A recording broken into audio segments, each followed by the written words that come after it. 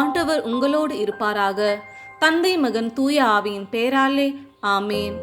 உங்கள் இதயத்தில் இருத்தி தியானிக்க உங்களுக்கான இன்றைய வசனம் ஏசாயா அதிகாரம் 58 இறைவசனம் 7. பசித்தோருக்கு உங்கள் உணவை பகிர்ந்து கொடுப்பதும், தங்க இடமில்லா வறியோரை உங்கள் இல்லத்திற்கு அழைத்து வருவதும், உடையற்றோரை காணும்போது அவர்களுக்கு உடுக்க கொடுப்பதும், உங்கள் இனத்தாருக்கு உங்களை மறைத்துக் கொள்ளாதிருப்பதுமன்றோ நான் விரும்பும் நோன்பு. ஜெபம். ஓ என் இனிய இயேசுவே, இன்றைய நாளில் நாங்கள் கேட்ட இந்த இறைவசனமே எங்கள் வாழ்வின் நற்குணங்களாக மாற வேண்டும். துன்பத்தில் இருக்கும் மக்களுக்கு உதவவும், வறியவருக்கு எங்களை மறைத்துக் கொள்ளாமல் இருக்கவும் எங்களுக்கு நல்ல உள்ளத்தை தந்து எங்களை ஆசிர்வதியும். ஆமீன்.